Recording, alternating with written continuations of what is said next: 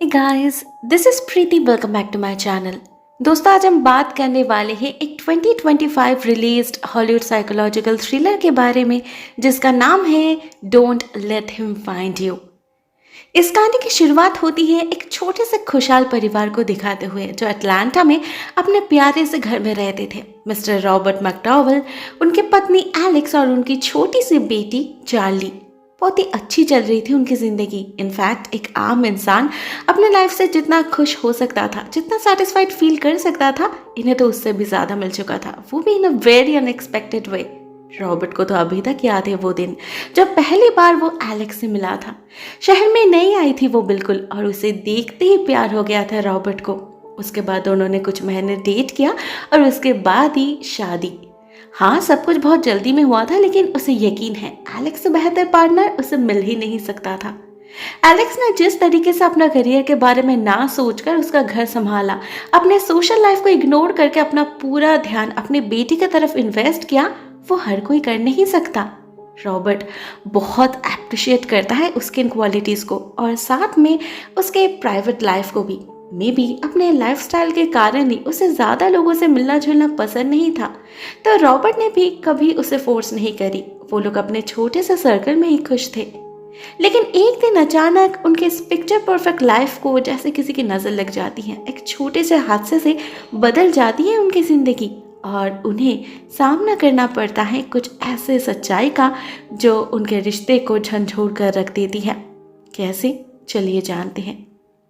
उस दिन की शुरुआत भी बाकी दिनों की तरह ही हुई थी। हर दिन की तरह उस दिन भी रॉबर्ट और एलेक्स अपना मॉर्निंग वॉक खत्म करके चार्ली को लेकर उसके फेवरेट पार्क में गए थे और रोज की तरह उस दिन भी एलेक्स और रॉबर्ट अपने ब्लेस्ड लाइफ के बारे में ही डिस्कस कर रहे थे कि कितने लकी है ना वो, बिन मांगे है उन्हें कितना कुछ मिल गया।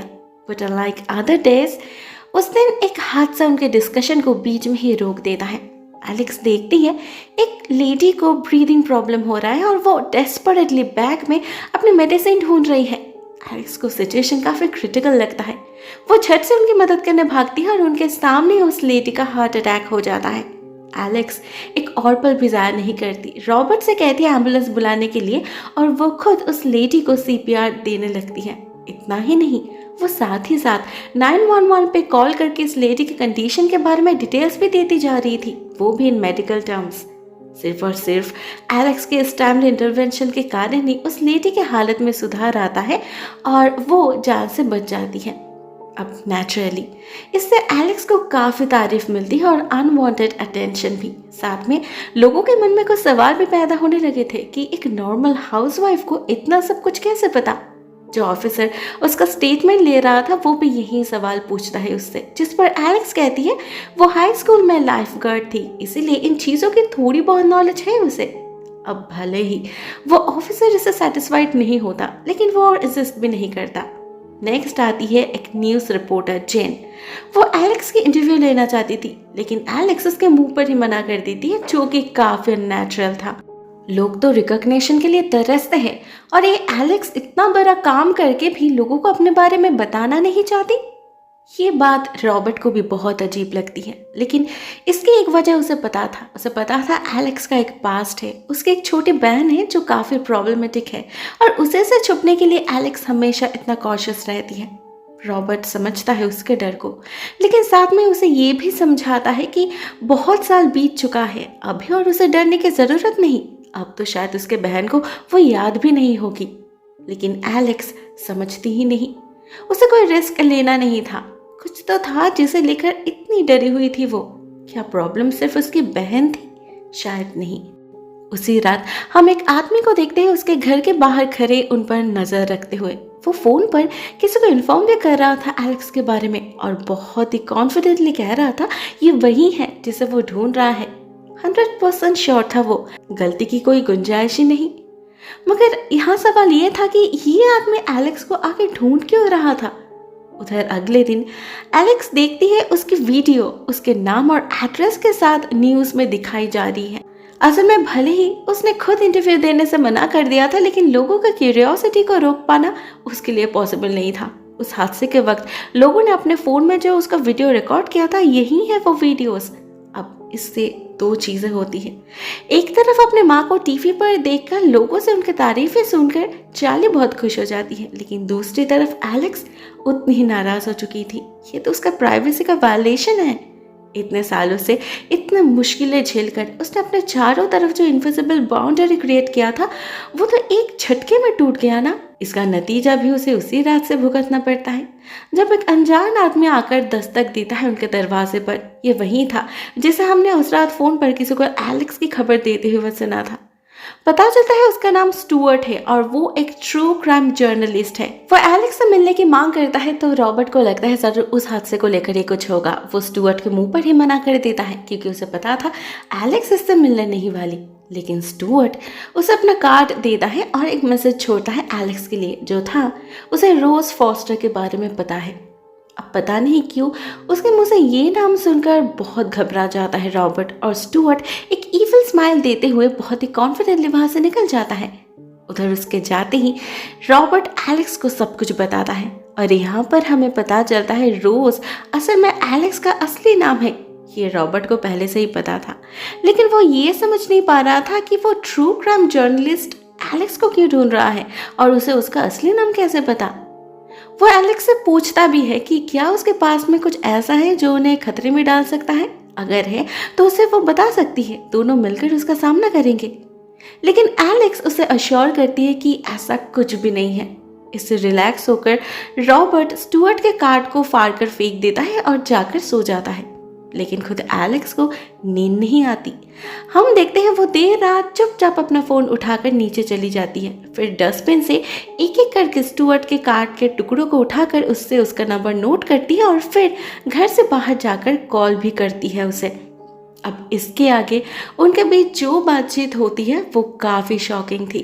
एलेक्स के बॉडी लैंग्वेज से हम इतना तो समझ चुके थे कि वो कुछ छुपा रही थी, लेकिन वो राज इतना बड़ा होगा ये हमने गेस नहीं किया था। हमें पता चलता है एलेक्स असल में एक खूनी है। 15 साल पहले उसने अपने बहन का खून करके अपना घर छोड़ के भाग गई थी। अब भले ही उसने अपना आइडेंटिटी बदल लिया है, लेकिन स्टुअर्ट जानता है एलेक्स ही रोज है। इनफैक्ट पिछले कई सालों से रिसर्च कर रहा था वो उस केस को लेकर। एलेक्स को शायद पता नहीं, लेकिन उसका केस अभी तक ओपन है और काफ़ी चर्चे में भी है।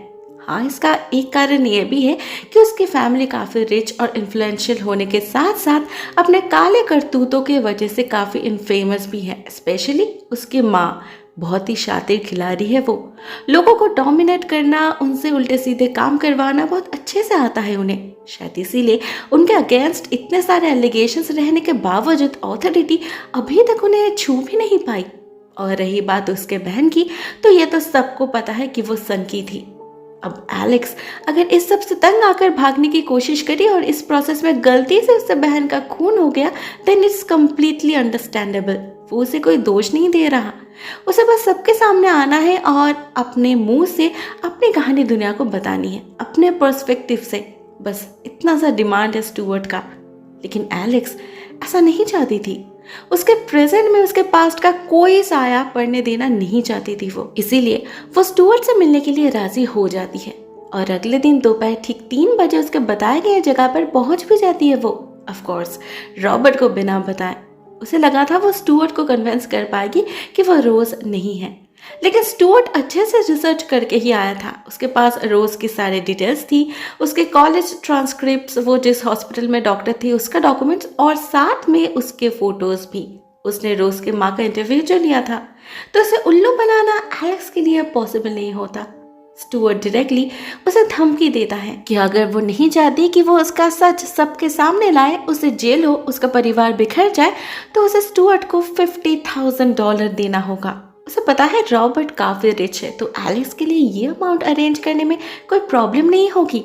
और अगर रात होने से पहले उसे यह पैसा ना मिला तब तो उसे कीमत चुकानी ही पड़ेगी। चॉइस एलेक्स के हाथ में है। इतना कहकर स्टुअर्ट वहां से निकल जाता है और एलेक्स पड़ जाती है बहुत बड़े कश्मकश में। एक तरफ वो श्योर थी ये बंदा बिल्कुल भी ट्रस्टवर्दी नहीं है, आज अगर पैसा मिल गया तो वो कल फिर से उसे ब्लैकमेल करेगा। लेकिन दूसरी तरफ उसे डर भी लग रहा था कि कहीं उसकी असलियत सबके सामने ना आ जाए। उधर उस न्यूज़ रिपोर्टर जेन को भी शायद कुछ शक हो चुका था, वो पीछे ही पड़ चुकी थी उनकी। रॉबर्ट के ऑफिस में कॉल कर करके डिस्टर्ब करने लगी थी उसे। ऐसे में अगर स्टुअर्ट अपना मुंह खोल देता तो बहुत बड़ी प्रॉब्लम हो जाती एलेक्स के लिए, इसीलिए वो फाइनली उसे पैसे देने का डिसाइड कर ही लेती है। लेकिन 50 के कोई छोटी अमाउंट तो नहीं था और एलेक्स डायरेक्टली रॉबर्ट से मांग भी नहीं सकती थी, नहीं तो उसे एक्सप्लेनेशन देना पड़ता। इसीलिए वो उनके सेविंग अकाउंट से ये पैसा निकालने का डिसाइड करती है। इसे रॉबर्ट फ्रिक्वेंटली चेक नहीं करता, इसलिए उसे पता चलने का डर कम था। मगर प्रॉब्लम ये थी कि यहाँ पर सिर्फ 23 के डॉलर्स ही थे। एलेक्स स्टुअर्ट से कहती है इतना लेके ही अपना मुंह बंद रखने के लिए, लेकिन बदले में स्टुअर्ट एक काफ़ी डिस्गस्टिंग प्रपोजल देता है। कहता है बाकी के पैसे के बदले एलेक्स को उसके साथ वक्त बिताना होगा। उसके पास और 24 घंटा है। अगर एलेक्स ने चाहा तो वो आके मिल सकती है। वो उसके घर के पास में ही एक मोटल में रुका है, रूम 303 में।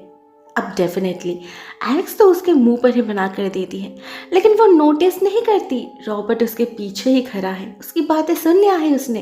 साथ ही साथ उसे ये भी पता नहीं चलता कि उसके फ़ोन रखने के कुछ देर बाद ही उधर मोटेल में कोई स्टुअर्ट का खून कर दे रहा है। पता चलता है नेक्स्ट डे, जब एक पुलिस ऑफिसर डेएंजेलिस आती है उसके घर उससे पूछताछ करने। असल में उन्हें स्टुअर्ट का लैपटॉप मिला है जिस पर वो एक डॉक्यूमेंट लिख रहा था, वो भी एलेक्स के बारे में। लेकिन उसमें ज़्यादा कुछ नहीं था, बस इतना मेंशन था कि एलेक्स जैसी दिखती है वैसी है नहीं। उसके सीधे साधे अपीयरेंस के पीछे एक काला राज छुपा है। अब यह राज क्या है वही जाना था ऑफिसर डेएंजेलिस को, क्योंकि उनका मानना था इसी के जरिए वो स्टुअर्ट के खूनी तक पहुंच सकती है। लेकिन जब एलेक्स कुछ भी जानने से इनकार करती है तब नेचुरली शक उसी पर जाता है। भले वो कुछ कहती नहीं, लेकिन एलेक्स समझ जाती है उसका भांडा फूटने वाला है और ज़्यादा दिन वो खुद को बचा नहीं पाएगी। ऊपर से ठीक इसी समय उसे किसी एनोनिमस नंबर से मैसेजेस भी आने लगते हैं। कोई था जो उस पर नजर रख रहा था और शायद एलेक्स को पता था वो कौन है, और शायद इसीलिए वो और ज़्यादा डरी हुई थी। एट द सेम टाइम दूसरी तरफ हम उस न्यूज़ रिपोर्टर जेन को देखते हैं इस स्टुअर्ट मर्डर केस को लेकर कुछ ज़्यादा ही इंटरेस्ट लेते हुए, क्योंकि वो पहचानते थे स्टुअर्ट को। उसे पता था ये बंदा अनसॉल्व्ड क्राइम्स को इन्वेस्टिगेट करता है। तो जब उसे पता चला कि स्टुअर्ट के लैपटॉप में एलेक्स का नाम मिला है, उसे समझ आ गया इस एलेक्स में कुछ गड़बड़ है, कुछ तो छुपा रही है वो सबसे। जेन को भी ये पता था कि अगर उसने ये मिस्ट्री को सॉल्व कर दी तो ये उसके लाइफ की सबसे बड़ी केस होगी। इसीलिए वो अपने बॉस से बात करती है, बट अनफॉर्चुनेटली उसका जॉनरा अलग होने के कारण उसे ये केस नहीं मिलता। उसका बॉस डायरेक्टली मना कर देता है। लेकिन जेन भी काफ़ी जिद्दी थी। वो पर्सनली इस केस को हैंडल करने की डिसाइड करती है और अपने कलीग से कहती है इन्फॉर्मेशन निकालने के लिए। उधर रॉबर्ट के मन में भी काफ़ी सारे सवाल उठने लगे थे जिसका जवाब उसे मिल नहीं रहा था। एलेक्स तब भी पूरी सच्चाई बता नहीं रही थी उसे, और रॉबर्ट भी समझ नहीं पा रहा था कि एलेक्स क्यों अपना मुंह बंद रख रही है। उसके फैमिली के साथ उसकी नहीं बनी, इसलिए उसने घर छोड़ दिया। कोई क्राइम तो नहीं किया ना उसने, तो इसमें डरने वाली क्या बात है।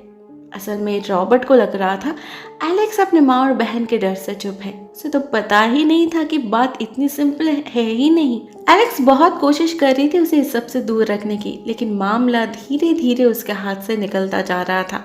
जेन को स्टुअर्ट के फ़ोन में हिडन ऐप के बारे में पता चला था जिसमें उसके और एलेक्स के बीच जो भी बातें हुई थी ओवर फोन वो सब कुछ रिकॉर्डेड था।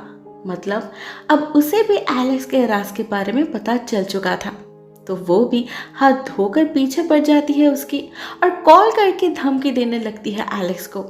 एलेक्स उसे तो जैसे तैसे हैंडल कर लेती है, लेकिन शायद कोई और भी था जिसे इस जेन का इतना सब कुछ जानना पसंद नहीं आ रहा था। तो वो उसी रात पार्किंग लॉट में उसका मर्डर कर देता है। मे बी ये वही बंदा था जिसने स्टुअर्ट का खून किया था। लेकिन सवाल ये था कि ये आखिर कौन था? क्या वो एलेक्स का कोई वेल विशर था या फिर इन मर्डर्स के पीछे उसका अपना कोई एजेंडा था? उधर इस सबसे अनजान एलेक्स भी एनोनिमस मैसेजेस से परेशान हो चुकी थी। ऐसे में उसके लिए और सब कुछ सिंगल हैंडेडली संभाल पाना पॉसिबल नहीं हो रहा था। बात उसके परिवार के सेफ्टी की थी। तो वो फाइनली हिम्मत जुटाकर सब कुछ बोल ही देती है रॉबर्ट को, और हमें पता चलता है पूरा सच। सच्चाई ये है कि 15 साल पहले एलेक्स ने सिर्फ अपने डोमिनेटिंग माँ और मैनियक बहन से बचने के लिए ही घर से भागी नहीं थी। भागने का कारण तो कुछ और ही था। पता चलता है 15 साल पहले एक रात जब वो हॉस्पिटल से घर लौट रही थी तो उसे एक कॉल आता है। जस्टिन नाम के एक बंदे का, जो उसे कहता है कि वो एलेक्स से प्यार करता है और उसके साथ ही रहने के लिए वो अपनी बीवी को डिवोर्स दे देगा। अब ये जस्टिन असल में एलेक्स के बहन एशली का पति था। दोनों की लव मैरिज हुई थी, लेकिन शादी के कुछ दिन बाद ही उसने एक दिन एलेक्स से कहा कि वो उससे प्यार करता है और उसी को पाने के लिए उसने एशली से शादी किया है। एलेक्स तो लिटरली घबरा गई थी इन बातों से और बहुत ही क्लियरली उसे बता भी दिया था कि उसे जस्टिन में कोई इंटरेस्ट नहीं। लेकिन जस्टिन ने उसका पीछा नहीं छोड़ा, बार बार उसे कॉल करके डिस्टर्ब करने लगा। फाइनली एक रात एशली को शक हो गया। उसने जस्टिन से पूछा और जस्टिन ने ड्रंक हालत में सब कुछ कह दिया। एशली से ये सच्चाई बर्दाश्त नहीं हुई। ऑफ कोर्स गुस्से में पागल हो गई वो और अपने दिमाग में ये कहानी बना ली कि एलेक्स और जस्टिन एक दूसरे से प्यार करते हैं और दोनों मिलकर उसे धोखा दे रहे हैं। अपने इमेजिनेशन के आग में जलने लगी वो। उसे कुछ भी करके बदला लेना था। जस्टिन को तो वो कुछ कर नहीं पाई, तो उसका सारा गुस्सा जा गिरा एलेक्स पर। उसने एक चाकू लेकर उस पर हमला कर दिया। बेचारी एलेक्स भी और क्या करती, उसने भी सेल्फ डिफेंस में हाथ पैर चलाई और गलती से वो चाकू एशली के पेट में घुस गया। वहीं पर मौत हो गई इसकी। एलिस की इसमें कोई गलती नहीं थी, लेकिन उसे पता था पुलिस उसकी बात नहीं सुनेगी, जेल में डाल देगी उसे और उसकी माँ वो भी जिम्मेदार ठहराएगी उसे। इसीलिए वो भाग गई। अपने पास्ट से सारे कनेक्शन तोड़ दिया उसने, किसी से भी कांटेक्ट नहीं रखी। लेकिन उसे पता था उसकी माँ उसे ढूंढना कभी बंद नहीं करेगी, इसलिए तो उसने कभी अपनी कोई फोटो ऑनलाइन पोस्ट नहीं करी। लेकिन उस दिन के उस हादसे ने उसके पूरे किए कराए पर पानी फेंक दिया। उसके माँ को पता लग चुका है उसके बारे में और साथ में जस्टिन को भी। एलेक्स बिल्कुल श्योर है ये एनोनिमस मैसेजेस वही भेज रहा है। वो रॉबर्ट से प्रॉमिस करती है कि वो पुलिस के पास जाके सरेंडर कर देगी, लेकिन उससे पहले वो अपने बेटी को इस सबसे दूर भेजना चाहती है, क्योंकि वो नहीं चाहती उसके माँ को चार्ली के बारे में कुछ भी पता चले। क्योंकि एलेक्स जानती है अपने माँ को, उसे पता है कितनी खतरनाक है वो, कितनी डोमिनेटिंग और कंट्रोलिंग हो सकती है वो।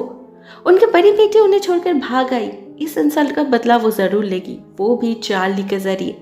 सो कॉल्ड फैमिली बॉन्डिंग के नाम पे छीन लेगी उससे उसका बचपन, जैसे उन्होंने कभी एलेक्स से छीना था।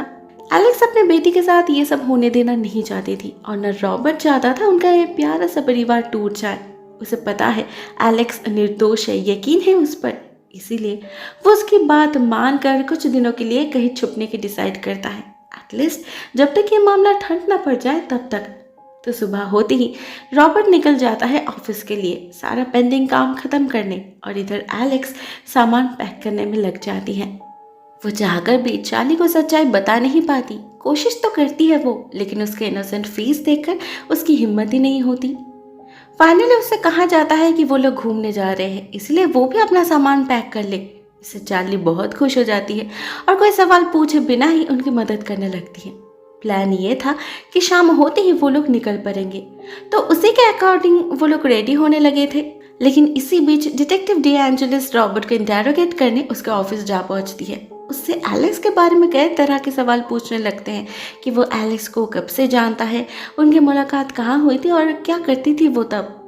रॉबर्ट समझ चुका था ये ऑफिसर फुल प्रिपरेशन करके ही आई है, इसीलिए वो दिमाग को शांत रख के बहुत समझदारी से काम लेता है। कहता है वो अपने लॉयर से डिस्कस किए बिना कोई भी स्टेटमेंट नहीं देगा। उसका ये डिमांड जायज़ था, तो डिटेक्टिव को मानना ही पड़ता है।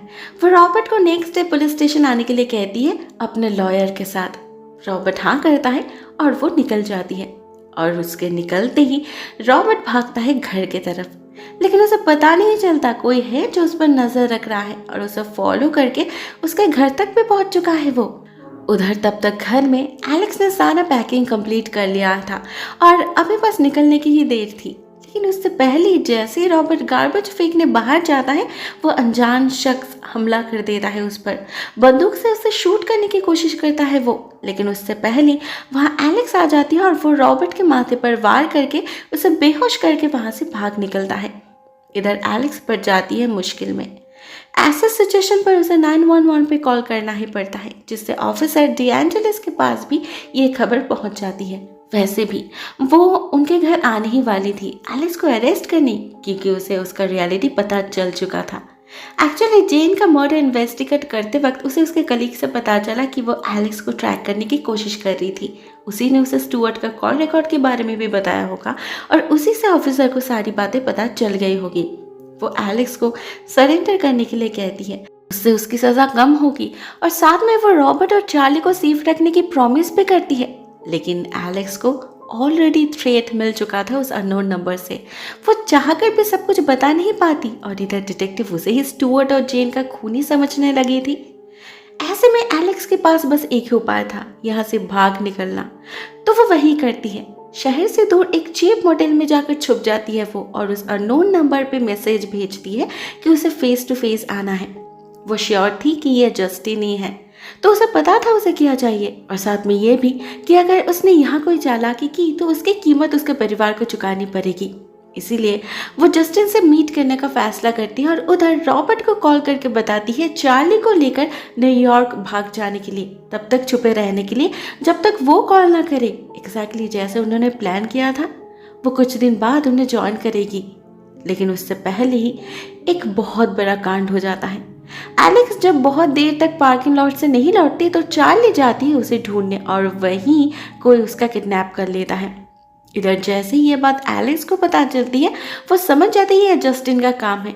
वो रॉबर्ट से प्रॉमिस करती है कि वो अकेली ही चार्ली को वापस लेकर आएगी, लेकिन रॉबर्ट एक ऐसे क्रूशियल मोमेंट पर चुप नहीं बैठ सकता था।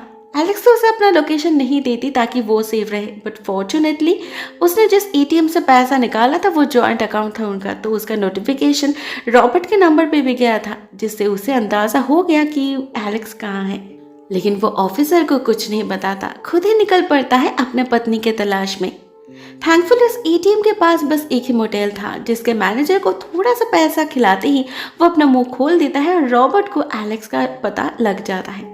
नाउ ऑब्वियसली रॉबर्ट को देखकर बहुत ही खुश हो जाती है एलेक्स और कुछ हद तक रिलैक्स भी। अभी उन्हें बस चार्ली को ट्रेस करना था। उसका एक रास्ता भी उन्हें उसी वक्त मिल जाता है जब जस्टिन एलेक्स को मैसेज करता है। उसने एक्सेप्ट कर लिया था कि चार्ली उसके पास है और अगर एलेक्स उसे जिंदा वापस पाना चाहती है तो उसे उसके साथ जाना होगा। अब एलेक्स को इससे बढ़िया मौका मिल नहीं सकता था। वो राजी हो जाती है जाने के लिए और जैसे ही जस्टिन उसे लेकर निकल पड़ता है रॉबर्ट भी उसे फॉलो करने लगता है। एट द सेम टाइम हम चार्ली को देखते हैं एक कैबिन में एलेक्स की माँ मार्नी के साथ। इधर उधर की बातों से वो ब्रेन वॉश करने की कोशिश कर रही थी इस बच्चे की। उसके बातों से ही हमें अंदाजा लग जाता है कि क्यों एलेक्स उनसे मिलना नहीं चाहती थी। बहुत ही एरोगेंट, डोमिनेटिंग और रूड लेडी है मार्नी। उन्हें लगता है ये पूरी दुनिया उसी के अकॉर्डिंग चलेगी। एक छोटी से बच्चे से बात करने की तमीज भी नहीं है उन्हें। चार्ली को रोते देख भी उसके तरफ कोई सिंपैथी नहीं दिखाती मार्नी, उल्टा बहुत ही स्टर्नली कहती है अभी से यही उसका घर है जहां वो एलेक्स, जस्टिन और उसके साथ रहेगी। रॉबर्ट को भूल जाना होगा उसे। यहाँ पर हमें ये भी पता चलता है कि उस रात जस्टिन को उसी ने भेजा था रॉबर्ट को मारने के लिए। इवन ये पूरा प्लान ही उसी का है। जस्टिन तो उसके हाथ का पुतला है बस। मार्नी ने उससे प्रॉमिस किया है कि अगर वो एलेक्स को उसके पास ला कर देगा तो वो उन दोनों की शादी करवाएगी। सिर्फ दोनों टीनेजर्स है, शायद इसीलिए एलेक्स अपने माँ को पागल कहती थी। लेकिन अब जो भी हो, उसकी और उसके बेटी की जिंदगी अब उसी के हाथ में था। इसीलिए जब जस्टिन उसे लेकर केबिन पहुंचता है और मार्नी उसे कन्विंस करने की कोशिश करती है, एलेक्स अपने माँ को शांत रखती है ताकि रॉबर्ट अपना काम कर सके। यही तो था उनका प्लान। रॉबर्ट भी तब तक केबिन तक पहुंच चुका था और साथ में लाया था अपनी गन। वो दूर से ही देखता है चार्ली ऊपर के फ्लोर पे एक कमरे में है, तो वो एक पत्थर फेंकता है उसके खिड़की की तरफ, जिसका आवाज से चार्ली उसे देख तो लेती है लेकिन रूम से निकल नहीं पाती क्योंकि उस रूम के सारे विंडोज एंड डोर लॉक्ड थे। ऐसे में चार्ली नोटिस करती है वहां कुछ प्लास्टिक स्पून्स पड़ा है, तो वो उन्हीं से ट्राई करती है और बहुत मुश्किल से दरवाजे के लॉक को खोल लेती है। इसके बाद वो चुपचाप नीचे जाकर बैक डोर से बाहर निकलने की कोशिश करती है, लेकिन जैसे ही दरवाजा ओपन होता है पूरे घर में अलार्म बजने लगता है, जिससे अलर्ट हो जाते हैं सभी। मजबूरन रॉबर्ट को अपनी गन निकालनी पड़ती है, लेकिन मार्नी भी चुप नहीं बैठती। वो जस्टिन से उसकी गन छीन लेती है और एलेक्स को ले लेती है गन पॉइंट पे। एक माँ होकर उसे अपनी बेटी की कोई फिक्र ही नहीं थी। उसे परवाह थी तो बस अपने जिद की। उसे किसी भी कीमत पे अपना एक परिवार चाहिए था जो उसके इशारों पर चले, और उसके लिए वो कुछ भी करने के लिए तैयार थी, जरूरत पड़े तो अपने बेटी का खून भी। लेकिन रॉबर्ट अपनी पत्नी को खोना नहीं चाहता था, इसीलिए वो अपनी गन फेंक देता है। इससे मार्नी भी ओवर कॉन्फिडेंट हो जाती है, जिसका फायदा उठाते हुए एलेक्स उसे धक्का मारकर फेंक देती है। इससे उसकी गन भी गिर जाती है हाथ से, जिसे एलेक्स उठा लेती है और उसे गन पॉइंट पे ले लेती है। जस्टिन वहीं पर था, लेकिन वॉर्ड उन्हें रोकने की कोशिश नहीं करता, क्योंकि कहीं ना कहीं उसे भी समझ आ चुका था कि वो गलत है। तो वो भी हार मान लेता है और एलेक्स जब पुलिस को कॉल करती है तो चुपचाप सरेंडर भी कर देता है वो। उनके साथ साथ एलेक्स खुद भी अपनी सारी गुनाह कबूल कर लेती है, पूरी सच्चाई बता देती है पुलिस को। इससे उसे सज़ा तो होती है, लेकिन बहुत कम। उसे 200 आवर्स ऑफ कम्युनिटी सर्विस की सज़ा मिलती है, साथ में 3 इयर्स ऑफ प्रोबेशन का, जो वो खुशी खुशी एक्सेप्ट कर लेती है। आखिरकार अपने पास्ट को पास्ट में छोड़ने के लिए तैयार हो चुकी थी वो, एंड होपफुली एक बेटर फ्यूचर को गले लगाने के लिए भी। The end. दोस्तों, ये कहानी यहीं पर एंड हो जाती है। आई होप आपको ये स्टोरी पसंद आई होगी। अगर आई है तो कमेंट सेक्शन में अपनी थॉट्स शेयर ज़रूर करना। अगर कोई सवाल है तो वो भी लिख सकते हो, हम मिलकर डिस्कस करेंगे। ओके, आज के लिए बस इतना ही दोस्तों। Thank you so much for watching this video. बहुत जल्द मिलते हैं किसी और नई वीडियो के साथ। तब तक के लिए टेक केयर, टाटा।